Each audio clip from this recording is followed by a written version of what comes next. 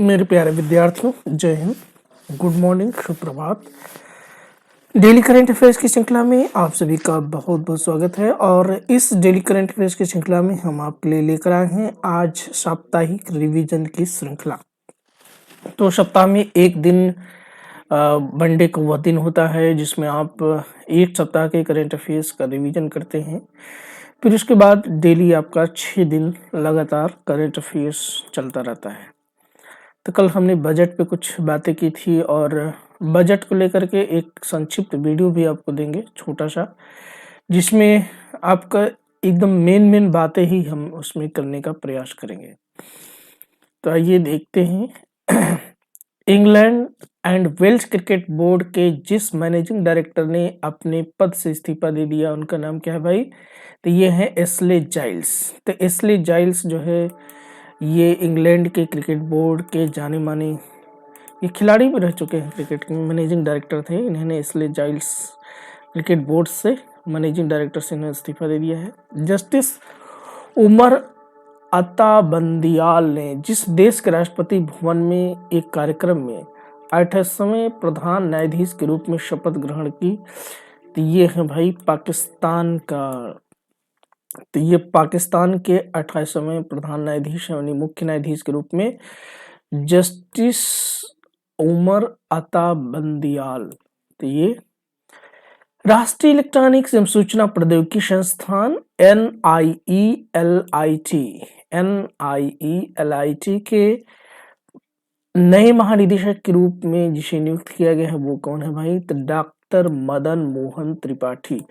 तो देखो, जो राष्ट्रीय इलेक्ट्रॉनिक एवं सूचना प्रौद्योगिकी संस्थान है यही आपको CCC जो डिग्री देता है डोएक का, और उसकी इसी से जो है आपको DCA, ये सब जितने भी टेक्निकल कंप्यूटर के कोर्स हैं यहीं से होते हैं ऑनलाइन। भारतीय रिजर्व बैंक के जिस पूर्व गवर्नर ने packaged food and Britannia industry limited में गैर कार्यकारी और स्वतंत्र निदेशक के पद से इस्तीफा दे दिया, वो है उर्जित पटेल। RBI के जिस पूर्व गवर्नर ने packaged food and Britannia industries limited में गैर कार्यकारी और स्वतंत्र निदेशक पद से इस्तीफा दे दिया, वे हैं कौन भाई? उर्जित पटेल। मराठी एवं हिंदी फिल्मों के जिस प्रसिद्ध अभिनेता का 93 वर्ष की उम्र में निधन हो गया, वो कौन है भाई? रमेश देव। सरकार ने बजट सत्र 2021-22 में क्रिप्टो करेंसी पर होने वाली आय पर जितने प्रतिशत टैक्स लगाने की घोषणा की है वो कितना है भाई? 30%। जिस देश के ऑलराउंडर डेरिल मिशेल को अबू धाबी में इंग्लैंड के खिलाफ T20 विश्व कप सेमीफाइनल में खेल भावना के लिए ICC स्पिरिट ऑफ क्रिकेट पुरस्कार से लिया गया न्यूजीलैंड। जिस भारतीय स्टार को प्रतिष्ठित लॉरेंस विश्व खेल पुरस्कार में ब्रेक थ्रू पुरस्कार के लिए नामांकित किया गया है वह है नीरज चोपड़ा। उपेक्षित उष्णकटिबंधीय रोग दिवस जिस दिन मनाया जाता है वह है 30 जनवरी। हाल ही में पतंजलि आयुर्वेद लिमिटेड और जिस बैंक ने national payment corporation of India के पार्टनरशिप में ब्रांडेड क्रेडिट कार्ड लॉन्च किया, वह बैंक है पंजाब नेशनल बैंक। अमेरिका ने हाल ही में जिस देश को गैर नाटो सहयोगी देश का दर्जा देने की घोषणा की है वह है कतर। अंतर्राष्ट्रीय मुद्रा कोष ने जिस देश के 6 अरब डॉलर के रुके हुए कार्यक्रम की छठी समीक्षा पूरी करने की मंजूरी दे दी है वह है पाकिस्तान। विश्व कैंसर दिवस जिस दिन मनाया जाता है वह 4 फरवरी। देश का पहला ग्राफीन नवाचार केंद्र जिस राज्य में स्थापित होगा वह राज्य है आपका केरल। हाल ही में जिस देश ने ब्रह्मोस सुपरसोनिक क्रूज मिसाइल के तट आधारित एंटी शिप संस्करण की आपूर्ति हेतु ब्रह्मोस एरोस्पेस प्राइवेट लिमिटेड के साथ एक समझौता पर हस्ताक्षर किया है वह देश है फिलीपींस।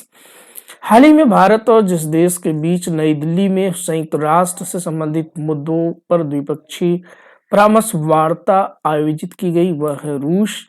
रक्षा खुफिया एजेंसी के नए प्रमुख के रूप में जिसे नियुक्त किया गया है वह है लेफ्टिनेंट जनरल JV रेड्डी। अंतर्राष्ट्रीय क्रिकेट परिषद ने जिम्बाब्वे के जिस पूर्व कप्तान पर सभी प्रकार के क्रिकेट से 3.5 साल के लिए प्रतिबंधित कर दिया गया है वह है Brendan Taylor. Adani total gas limited ने देश भर में शहरी गैस ढांचे की स्थापना के लिए अगले 8 साल में कितने करोड़ के निवेश करने की घोषणा की है? 20,000 करोड़ रुपए। मुख्य आर्थिक सलाहकार वी अनंत नागेश्वरन ने कहा है कि वित्त वर्ष 2025-26 या 26-27 तक भारत जितने ट्रिलियन डॉलर की अर्थव्यवस्था बन सकता है वह है 5 ट्रिलियन डॉलर।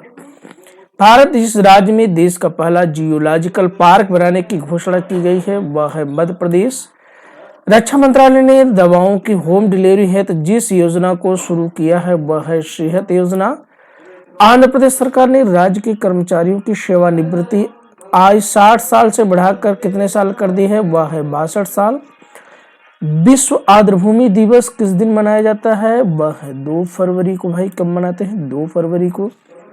वित्त मंत्री निर्मला सीतारमण ने बताया कि पीएम ई विद्या के 1+1 टीवी चैनल कार्यक्रम को 12 से जितने टीवी चैनलों तक बढ़ाया जाएगा वह है 200। वित्त मंत्री निर्मला सीतारमण के अनुसार 3 वर्षों के दौरान अपने पीएम गतिशक्ति कार्गो टर्मिनल विकसित किए जाएंगे जिसकी संख्या होगी 100। वित्त मंत्री निर्मला सीतारमण ने 1 फरवरी को घोषणा की कि ग्रामीण और शहरी क्षेत्रों में जितने घरों को लाभार्थी के रूप में पहचाना जाएगा वो है 60,000। आर्थिक सर्वेक्षण 31 जनवरी 2022 को जारी किया गया जिसमें इस साल जीडीपी वृद्धि दर का अनुमान कितना प्रतिशत रखा गया है भाई? तो 9.2%, 9.2%। केंद्रीय वित्त मंत्री निर्मला सीतारमण ने बजट 2022-23 पेश करते हुए कहा कि किसी भी तरह के वर्चुअल डिजिटल असेट्स के हस्तांतरण होने वाली आय पर जितने प्रतिशत का टैक्स लगेगा वह है 30%। केंद्रीय वित्त मंत्री निर्मला सीतारमण ने बजट 2022-23 देश पेश करते हुए बताया कि वित्त वर्ष 2023 में जितने किलोमीटर का हाईवे तैयार किया जाएगा वह है 25,000 किलोमीटर। केंद्रीय वित्त मंत्री निर्मला सीतारमण ने जिस साल सबसे लंबा बजट भाषण दिया वह है 2020। वित्त मंत्री निर्मला सीतारमण के अनुसार अगले 3 साल में कितने वंदे भारत ट्रेनों का निर्माण व विकास किया जाएगा? 400। ऑस्ट्रेलियन ओपन 2022 में विमेन का खिताब किसने जीत लिया है? वह है एशले बार्टी। विश्व कुष्ठ रोग दिवस किस दिन मनाया जाता है? ये भाई 30 जनवरी। इजराइल और देश के जिस देश ने राजनयिक संबंधों को 30 साल पूरा होने पर जश्न मनाया वह है भारत। जो देश पिछले कुछ वर्षों में भारतीय अनार के निर्यात के शीर्ष गंतव्य के रूप में उभरा है वह है बांग्लादेश। केंद्र सरकार ने दूरसंचार कंपनियों को अंतर्राष्ट्रीय कॉल और मैसेज को कितने साल तक सुरक्षित रखने का अनिवार्य कर दिया है? 2 साल के लिए। और हाल ही में जिस टेनिस खिलाड़ी ने ऑस्ट्रेलियन ओपन 2022 का खिताब जीता हुआ है राफेल नडाल। केंद्र सरकार ने हाल ही में जिसे नया मुख्य आर्थिक सलाहकार नियुक्त किया है वो है डॉक्टर वी अनंत नागेश्वरन। जिस कंपनी भारतीय एयरटेल को 1 बिलियन अमेरिकी डॉलर निवेश करने का समझौता किया है वह है गूगल। तो ये रहा भाई साप्ताहिक करंट अफेयर्स का रिवीजन की श्रृंखला। तो ये डेली करंट अफेयर्स की श्रृंखला डेली चलती रहेगी। तो आज के लिए फिलहाल इतना ही, कल फिर मिलते हैं, तब तक के लिए नमस्कार।